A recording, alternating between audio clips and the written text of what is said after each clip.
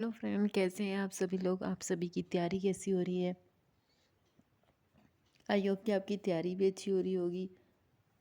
अभी तक जो एडेड कॉलेज की रिक्वायरमेंट आने वाली थी, अभी इसका कोई नोटिफिकेशन नहीं आया है क्योंकि कोर्ट की तरफ से अभी उस पर स्टे भी लग गया है।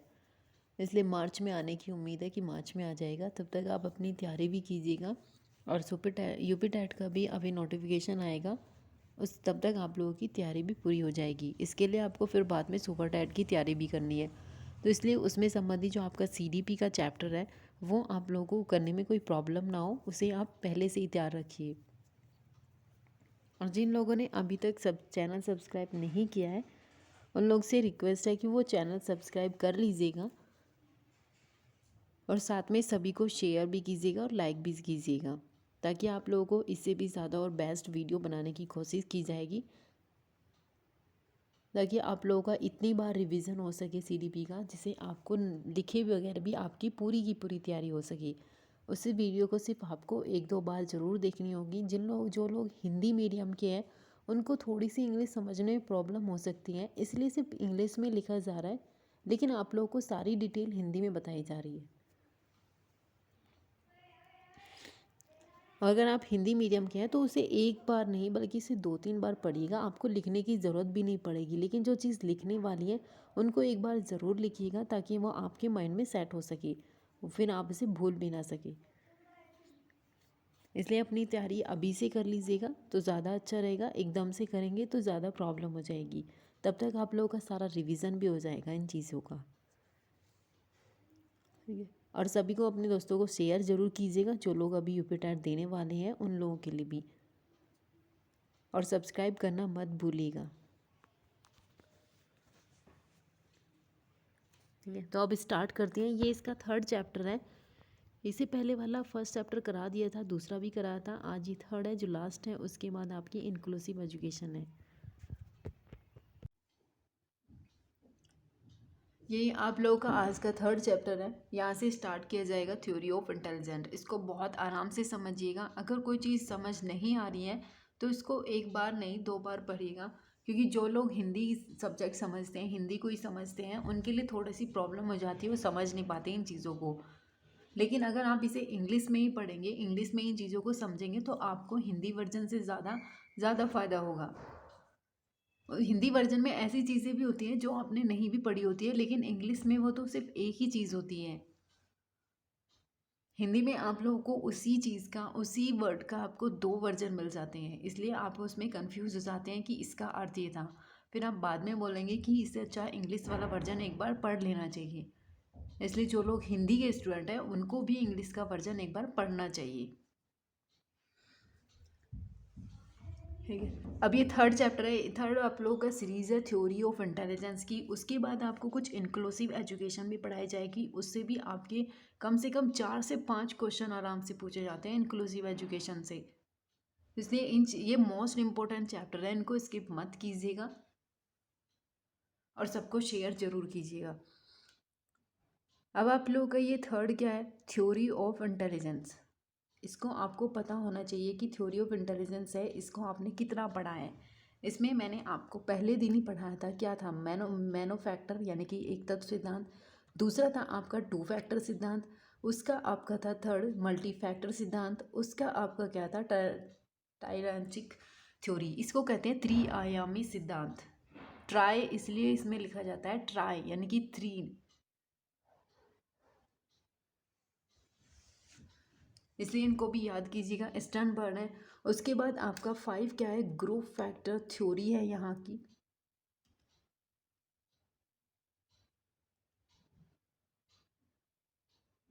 ये आपकी ग्रुप फैक्टर थ्योरी है। फिर आपके मल्टीपल इंटेलिजेंस आ जाएंगी, वो आपकी हॉवर्ड गार्डनर की है। उसके बाद क्रिस्टल एंड फ्रूड आ जाएगी, कैटल की। उसके बाद इससे भी आपके 2 3 बार क्वेश्चन पूछे गए हैं। SOI मॉडल ऑफ इंटेलिजेंट किसकी है, ये गिलफोर्ड की है।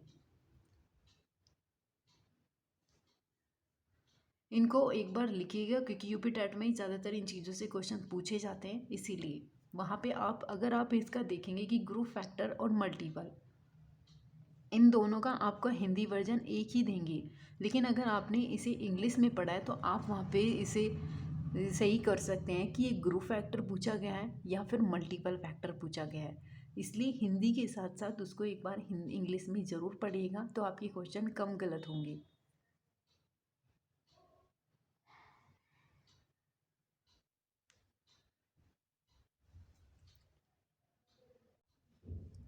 अब ये देखिए, ये आपकी कौन सी थ्योरी है? Multiple intelligence.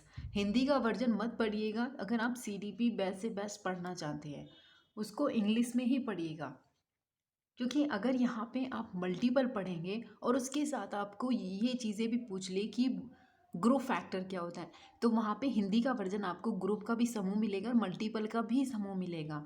लेकिन इंग्लिश के वर्जन दोनों अलग है, दोनों के थ्योरीज अलग है, दोनों का सब कुछ कंटेंट सब कुछ अलग है। इसलिए सबसे पहले इसको पढ़िए कि मल्टीपल इंटेलिजेंस क्या होती है।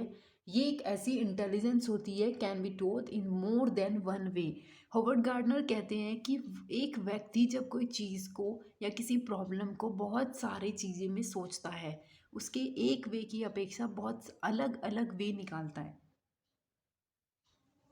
क्योंकि आपने देखा होगा, अगर एक इंसान है उसके पास आपने कोई प्रॉब्लम डाली है तो वो एक से ज़्यादा क्या करेगा, उसके मल्टीपल सॉल्यूशन निकालता है। इसीलिए उसको बोला जाता है कि इस व्यक्ति के अंतर्गत मल्टीपल इंटेलिजेंस है, एक वे में नहीं सोचता। आपको कोई इंसान है या फिर कोई भी ऐसा भी होता है जो सिर्फ एक प्रॉब्लम का सॉल्यूशन एक ही निकाल पाता है, उसके पास उससे ज़्यादा सोचने की क्षमता ही नहीं होती या फिर वो उन चीज़ों को सोच नहीं सकता।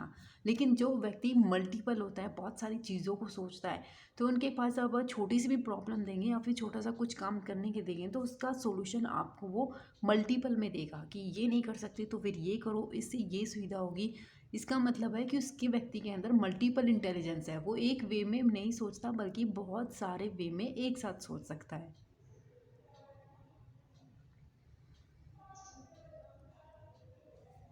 क्योंकि आप ये लाइन पढ़िएगा कि according to this theory people have many different way of learning. जब ये सीखते हैं तो बहुत अलग अलग तरीक़ों में सीखते हैं, वे सोचते हैं अनलाइक ट्रेडिशन।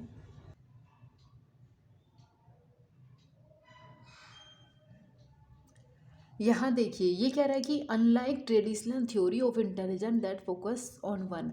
यहाँ पे बात कर रहा है कि जो एक व्यक्ति होता है, जो एक थ्योरी होती है मल्टीपल, इसने कहा है गार्डनर ने कि जो जिसके पास मल्टीपल होती है वो मल्टीपल डिफरेंट वे में सोचता है, अलग अलग वे में सोचता है, सीखता भी उसी में ही है वो व्यक्ति।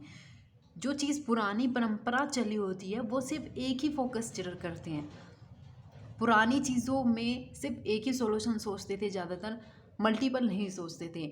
आज क्या है, अगर आपके पास कोई जॉब नहीं है, कुछ नहीं है, तो उसका कोई और सॉल्यूशन करते हैं।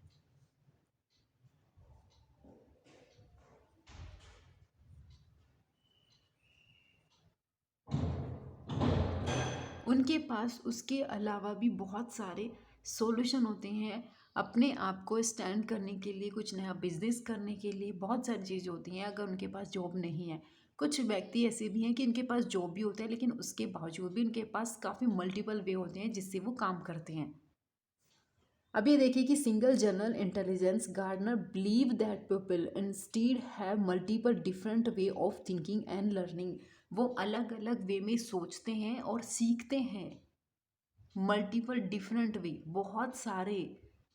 यहाँ पे मल्टीपल का मतलब होता है बहुत, इसलिए आपको बोला जाता है कि मल्टीपल थिंकिंग रखिए, एक चीज़ पे मत सोचिएगा, चाहे वो आपके पास सॉल्यूशन हो या फिर उसके अलावा कोई भी हो। अगर आप कोई चीज़ कर रहे हैं या फिर करना चाह रही है तो उसके मल्टीपल वे करके सोचिए।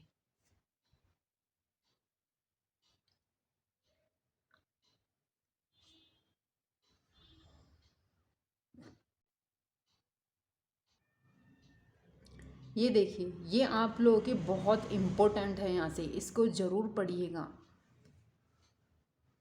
अब ये किसने दिए थे? अब यहाँ से पूछा जा सकता है कि जो मल्टीपल है गार्डनर के, उसने अपनी कितने प्रकार में अपने इंटेलिजेंस को बांटा है। यहाँ पे देखिए कि उसने डिस्क्राइब किया है अपनी इंटेलिजेंस को 8 प्रकार में, काइंड्स ऑफ इंटेलिजेंट उसने मल्टीपल बताया है। और उसके साथ आपसे ये भी पूछ सकता है कि गार्डनर ने अपनी जो बुद्धि के तत्व होते हैं या इंटेलिजेंस के जो काइंड बताएं, वो कितने बताएं, तो वो 8 है आपके। यहाँ आपको हर चीज़ के बारे में पता होना चाहिए कि उसने 8 बताए हैं। कौन कौन से बताए? विजुअल बताया, लिंग्विस्टिक बताया, मैथमेटिकल्स बताया, काइनेस्टिक बताया, उसके बाद म्यूजिकल है, फिर उसके बाद इंटरपर्सनल है और इंट्रापर्सनल है, और नेचुरलिस्टिक। यहाँ पे आपको ये चीज़ें समझ में आई होगी अगर किन्होंने भी अपने सीटेट का पेपर दिया है या प्रीवियस पेपर पढ़े हैं, तो उन्हें समझ आ गया होगा कि यहाँ से 2-3 क्वेश्चन पूछे हुए हैं।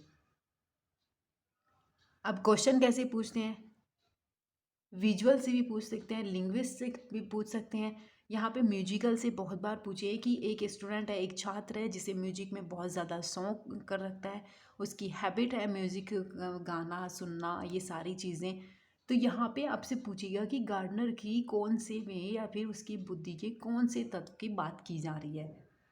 तो ये पता होना चाहिए म्यूजिकल की बात कर रहा है। आपने देखा होगा कि पुराना जो क्वेश्चन था उसमें ये भी था कि एक व्यक्ति है, उस बच्चे को, इस छात्र को प्रकृति से बहुत प्रेम है, वो उन पेड़ों को उनकी देखभाल करते रहते हैं, उसे बहुत प्यार करते हैं, नेचर से बहुत प्यार करते हैं, प्राकृतिक से।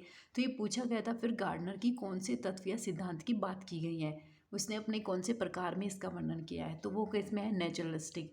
यहाँ पे प्राकृतिकवाद की बात की है उसने। तो इसलिए जो 8 प्रकार के दिए इनसे क्वेश्चन पूछे जाते हैं, इसलिए बहुत इंपॉर्टेंट है। विजुअल क्या होती हैं, मैथमेटिकल्स क्या होते हैं, काइनेस्टिक क्या होते हैं, म्यूजिकल क्या होते हैं, इंट्रापर्सनल क्या होती है, इंटरपर्सनल क्या होती है। 2018 में आपको इंट्रापर्सनल और इंटरपर्सनल इनसे दोनों से ही क्वेश्चन पूछे हुए हैं।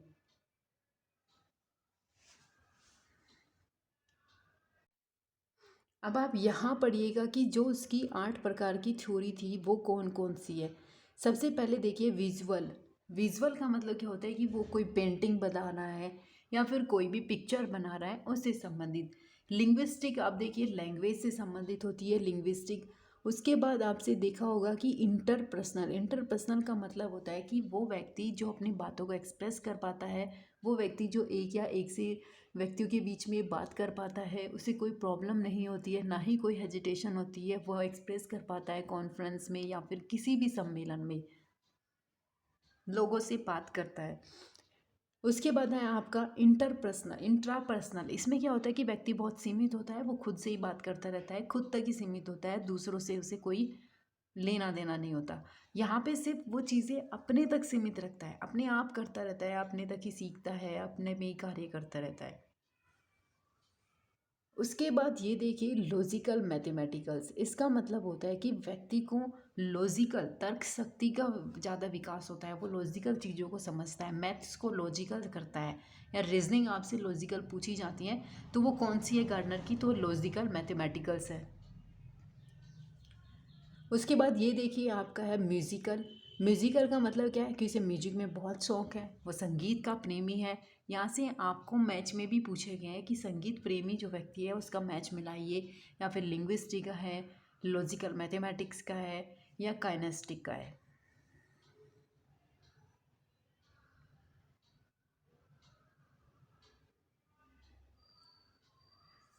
ठीक है, तो इनको आप एक पेज पर लिख लीजिएगा, तभी आप लोग के आराम से याद हो जाएंगे। उसके बाद ये क्या होता है, एक काइनेस्टिक होता है, जो आपने जिम्नास्टिक वगैरह जितने भी गेम्स देखे होंगे, ये काइनेस्टिक होता है। यहाँ पे जिम्नास्टिक के जो प्लेयर्स होते हैं या फिर आप लोग के ऐसे ऐसे स्टूडेंट होते हैं, ऐसे व्यक्ति होते हैं जो अपनी बॉडी के पूरी तरह से मूवमेंट कर पाते हैं, बहुत ज़्यादा फ्लेक्सिबल होते हैं, उनकी बॉडी अच्छी तरह से मूव कर पाती है। उस वही क्या होते हैं, काइनेस्टिक होती है, जिनकी मांसपेशियाँ, हाथ पैर की मांसपेशियाँ आराम से चलती रहती है, जिन्हें कोई प्रॉब्लम नहीं होती। उसके बाद आप लास्ट पढ़िए नेचुरलिस्टिक। इसका मतलब क्या है कि व्यक्ति प्राकृतिक प्रेमी है, अलग अलग पेड़ पौधे लगाने का शौकीन है, अलग अलग जगह घूमने का शौक़ है, उसे पिक्चर, उन चीज़ों का पिक्चर लेने में बहुत शौक़ रखता है नेचर की। तो ये अलग अलग पर्सनैलिटी होती है व्यक्ति के अंदर। किसी को म्यूजिक में शौक़ होता है, किसी को किसी चीज़ में शौक़ होता है, किसी को पिक्चर बनाने में शौक़ होता है, किसी को किसी चीज़ में शौक़ होता है, किसी को खुद तक सीमित रहने में ही अच्छा लगता है, किसी को दूसरों से बात करना ज़्यादा पसंद होता है। इसलिए एक व्यक्ति के अंदर डिफरेंट डिफरेंट पर्सनैलिटी होती हैं, बहुत सारे लोगों में अलग अलग पर्सनैलिटी आपको मिलेगी। इन चीज़ों को आपको समझना चाहिए कि इस व्यक्ति के अंदर ये तरीके से है तो या फिर कौन सी पर्सनैलिटी है, या फिर किस तरीके से बात कर रहा है, क्या नहीं कर रहा है, इसे क्या चीज़ पसंद है। ये भी एक पर्सनैलिटी का ही हिस्सा है। इतनी आई होप कि ये चीज़ आपको समझ आ गई होगी। नहीं समझ आएगी तो इसको एक बार दोबारा से ज़रूर पढ़िएगा।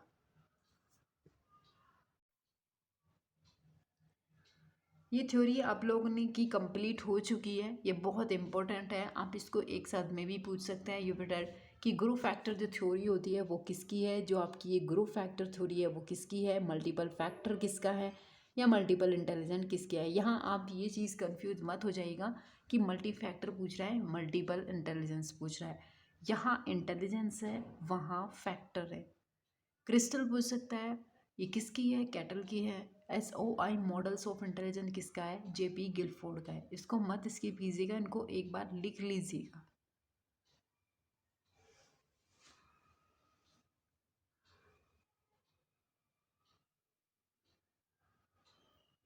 और साथ में सबको शेयर करना मत भूलिएगा। जो लोग अभी नए जुड़े हैं या अभी यूपी टेट की तैयारी करनी है वो सब्सक्राइब जरूर कीजिएगा चैनल को। इनको ज़रूर लिखिएगा एक बार, ये थ्योरी है इंटेलिजेंस की। अब यहाँ देखिए ये भी बहुत इंपॉर्टेंट थ्योरी है आपकी थर्स्टन की। थर्स्टन की आपकी क्या थी, ग्रुप फैक्टर थ्योरी थी। वहाँ पे ये आपसे बोला गया है कि जो व्यक्ति ये थर्स्टन समूह की बोले गए हैं कि instead of viewing intelligence as a single general ability, Thurstone focused on 7 different primary mental ability. आपने अभी किसकी पढ़ी, गिलफोर्ड की। उसने क्या क्या बताया, musical, intrapersonal, interpersonal, naturalistic, logically, उसके बाद आपको काइनेस्टिक, ये सारी चीज़ बताई उसने। यहाँ पे आपको ये भी पता होना चाहिए उसने क्या बताया, मल्टीपल। इसने क्या बताया, थर्स्टन ने समूह की थ्योरी बताई, यानी कि ग्रुप फैक्टर बताया। इसने एक चीज़ और आपको याद रखनी है कि Thurston extended Spearman two factor theory into multiple factor theory. आपको ये भी बताया गया था कि जो स्पीयरमैन ने सिर्फ 2 फैक्टर थ्योरी दी थी कि एक उसका मतलब था, एक थ्योरी होती है कि व्यक्ति के अंदर सभी प्रकार की थ्योरी सभी को मिलती है वो जनरल फैक्टर। स्पेसिफिक फैक्टर क्या होता है कि कुछ अलग व्यक्तियों में पाई जाती है। जैसे किसी को म्यूजिक का शौक है, किसी को फुटबॉल का शौक है, बैडमिंटन का शौक है। ऐसा तो नहीं है कि एक व्यक्ति को फुटबॉल का भी शौक हो, बैडमिंटन का भी शौक हो, क्रिकेट का भी शौक हो, हर शौक रखता हो। अलग अलग वैरायटी में, अलग अलग पर्सनैलिटी में आपको अलग अलग हॉबीज़ मिलती है। किसी को गाने का बहुत शौक होता है, किसी को डांस का बहुत शौक होता है, किसी को खेलने का ज़्यादा शौक होता है, किसी को बहुत सारा सीमित रहने का शौक होता है, सिर्फ ओनली पिक्चर बनाने का शौक। तो अलग अलग व्यक्तियों में अलग अलग होती हैं। स्पीयरमैन उसको विशिष्टता के तौर पे लेता है, किसी स्पेसिफिक बल बोला जाता है उसने। इसने बोला है कि थर्स्टन बोलता है कि वो मल्टी फैक्टर है, बल्कि बहुत सारी, इसके साथ भी बहुत सारी चीज़ें होती है व्यक्ति के अंदर। इसलिए उसने इन चीज़ों को अपना 7 डिफरेंट प्राइमरी मेंटल एबिलिटी में फोकस किया है। या देखिए, have in A common of primary factor, ये इसके पास क्या है, ये प्राइमरी फैक्टर है यहाँ पे। आप इनको आराम से पढ़िएगा, ये नहीं कि बस हमने लिख लिया थर्स्टन की समूह है, हमें समझ नहीं आया कि उसने एक्सटेंडेड किया था किसकी, वो मल्टीपल फैक्टर को किया, किस किसकी थ्योरी को इसने एक्सटेंडेड किया था। स्पीयरमैन की जो 2 फैक्टर थ्योरी थी उसको किया था इसने। और इसने कितने प्रकार की अपनी प्राइमरी मेंटल एबिलिटी को बताया, 7 डिफरेंट फोकस की थी इसने अपनी। और उसके पहले आपकी थर्स्टन की कितनी ही थी, उसके बाद आपने गिलफोर्ड की क्या पढ़ी है, और उसके बाद मल्टीपल इंटेलिजेंस किसकी पढ़ी है। तो इन चीज़ों को आपको लिख के पढ़ना चाहिए।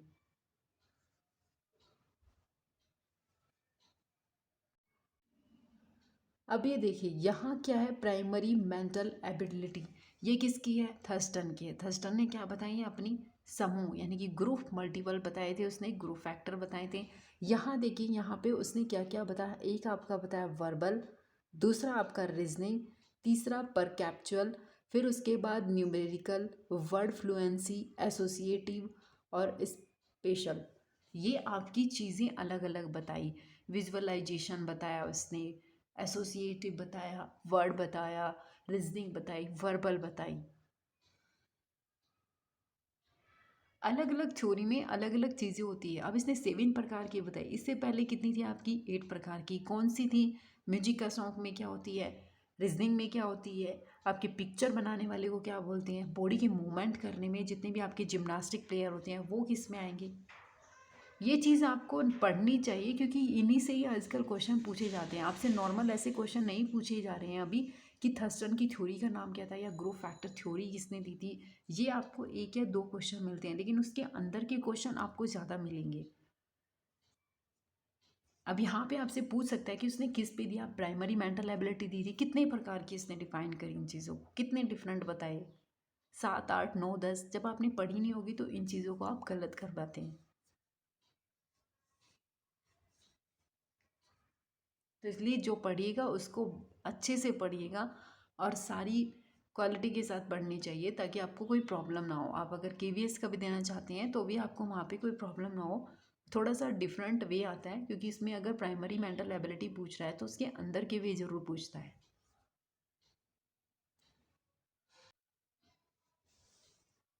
ये आपकी आज की लास्ट है।